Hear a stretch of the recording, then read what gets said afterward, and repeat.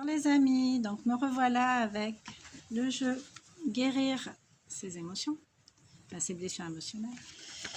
Et du coup je reviens avec le premier exercice que je vous avais proposé de faire. Donc il s'agit du pouvoir de l'intention. Utiliser le pouvoir de l'intention. Donc je vous lis la carte. En utilisant des images mentales, une intention et le pouvoir des émotions, vous êtes capable d'influencer votre réalité intérieure et extérieure. Donc observez bien l'image. Prenez de quoi écrire, mettez sur pause si ça n'est pas déjà fait.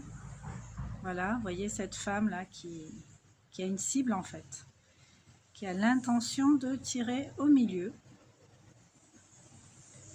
Et donc qui ne se précipite pas, qui prend son temps pour bien cibler son objectif. Voilà. Alors elle le fait en regardant sa cible, mais on peut le faire aussi en fermant les yeux et en visualisant sa cible. Donc je vais vous lire la carte qu'il y a dans le livre qui va bien avec. Avec l'intention, nous sommes dans le domaine de la visualisation créatrice, c'est-à-dire la capacité à utiliser le pouvoir personnel de son intention, de son imagerie mentale, afin de manifester ce que l'on souhaite. Le pouvoir des émotions nous aide à être capable d'influencer notre réalité intérieure et extérieure. Donc, je vous invite à vraiment, à partir de maintenant, noter les exercices dans l'ordre. Ça va se faire en 4 étapes.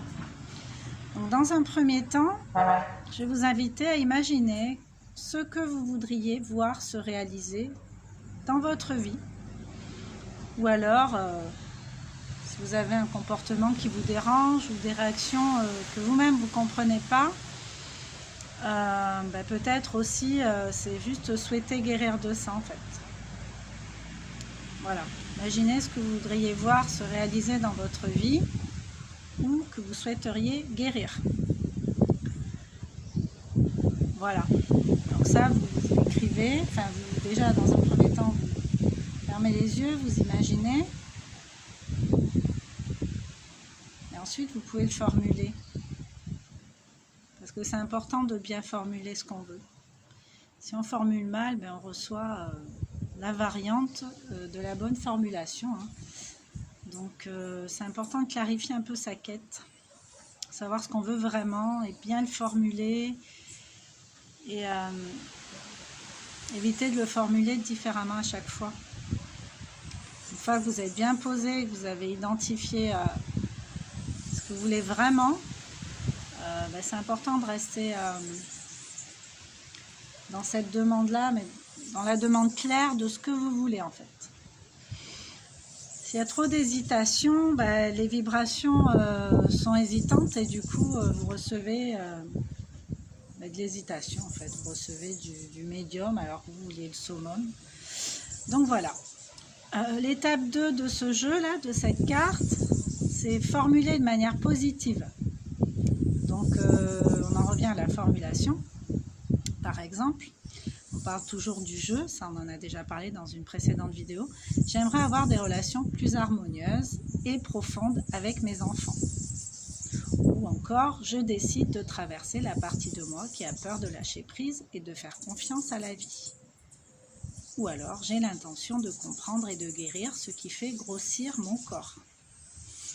Donc il y a plusieurs façons de formuler en fait en fonction de ce que vous voulez, mais partez toujours de vous puisque c'est ce que vous voulez pour vous. J'aimerais que, je souhaite que, j'ai envie de, je désire ça, je désire que, et toujours positif parce que pareil comme on l'a déjà abordé, l'univers il n'entend pas je ne veux pas ou je veux ça, lui il entend par exemple, j'ai l'intention de comprendre et de guérir ce qui fait grossir mon corps. Et il entend comprendre et guérir. C'est ça C'est ça en fait, parce que ça c'est les maîtres mots de cette phrase, c'est les mots-clés de cette phrase. J'ai l'intention de comprendre et de guérir ce qui fait grossir mon corps. Comprendre et guérir. Pas mettre des choses négatives. Faut pas mettre des choses négatives, ça sert à rien. Puis dans quel but en fait? On est toujours en train de parler en négatif. Tu veux pas encore un bout de gâteau? Tu veux pas ci, tu veux pas ça? Mais on inclut déjà une réponse en fait quand on dit ça. Donc il faut rester dans la positivité et plutôt ouvrir le dialogue en parlant du jeu et non pas du tu, encore une fois, et en évitant de formuler du négatif dans nos phrases. Et ça, c'est vraiment un exercice à faire tout le temps en fait, sans rappeler. Donc même si des fois on dérape et on repart dans nos travers, ben, c'est pas grave. L'essentiel c'est de ah mince, j'ai mal formulé le truc. Ok, je vais reprendre. Donc voilà. Ensuite, l'étape 3, donc si vous avez des peurs ou des doutes, honorez-les. Même si vous avez peur, même si vous connaissez des doutes, même si une petite voix vous dit que cela ne va pas se passer comme ça, eh ben, c'est pas grave. Écoutez ce qui vient dans votre tête, dans vos oreilles. Écrivez encore une fois. Vous pouvez vous les dire à voix haute aussi. Faut juste accueillir. Faut pas résister, bloquer. Il faut juste accueillir ce qui est là. Ben, ok, j'ai peur. Ouais, c'est vrai, j'ai peur. J'ai peur. Et ben, voilà, j'ai peur. Ben, du coup, le fait de pas fuir la peur ou de pas résister. Non, j'ai pas peur, j'ai pas peur. Alors que tu es en train de trembler comme une feuille, ben oui, dis que tu as peur, dis que tu as des doutes. Ça va pas faire de toi quelqu'un de nul ou d'incapable ou de pas courageux, ou voilà, quelqu'un qui... Ça va juste faire de toi quelqu'un qui sait regarder les choses en face, qui assume. Au contraire, ça te renforce en fait d'avoir cette force-là de regarder en face qui a à regarder en soi. Donc, même si tu as peur, même si tu connais des doutes, même si une petite voix te dit que cela ne va pas se passer comme ça, quand tu formules ton intention, bah, tu l'écoutes et puis tu lui parles, comme on a déjà vu. Tu dis, bon, bah, écoute, moi je veux essayer, j'ai envie de ça, donc je vais y aller parce que bah, voilà, peut-être que mon mental me dit un truc, mon cœur me dit autre chose, je vais peut-être suivre mon cœur pour une fois. Donc, l'étape 4, exprimer une formule anti-sabotage. Exprimer une formule anti-sabotage. C'est une formule intéressante à avoir pour se rassurer. L'intention peut susciter la peur ou le doute dans l'inconscient. Est-ce que je vais être capable de ça? Je ne vais jamais y arriver. Est-ce que j'ai droit à ça? Est-ce que je mérite ça? Est-ce que je suis à la hauteur? Voilà. En fait, c'est juste que l'inconscient, il n'aime pas changer. Il n'aime pas changer, là on parle d'inconscient, mais il y a l'ego aussi, il n'aime pas changer ses habitudes. Ça le bouleverse et ça crée des auto-sabotages. Donc, voilà. Anna Sandrea dit là, ici dans ce livre, que dans ses stages, elle a tendance à dire « un pas ou plus avant l'intention semble ne pas alarmer l'ego, car cela lui paraît peu ». Un pas ou plus avant l'intention semble ne pas alarmer l'ego car cela lui paraît peu. Donc il faut y aller pas à pas, tranquillement. Voilà. Si vous le sentez, vous pouvez changer du tout au tout, mais c'est quand même bien compliqué, sachant que les habitudes, les nouvelles habitudes, elles mettent au moins 21 jours dans l'inconscient à s'installer en fait. Vous pouvez faire le test, mettons... si vous avez une poubelle dans la salle de bain, donc si elle est à droite, mettez-la à gauche. Si elle est à gauche, mettez-la à droite. Et vous verrez que pendant plusieurs jours, vous aurez ce geste réflexe à aller jeter où elle est habituellement. Et c'est vraiment la répétition du mouvement et prendre conscience petit à petit de la chose qui fait que, ouais, ben c'est vrai, là, maintenant, elle est là. Donc, voilà. Donc, allez-y crescendo. Vous ne mettez pas en inconfort, mettez-vous à l'aise avec ça pour que ça ait plus de chances de fonctionner en fait.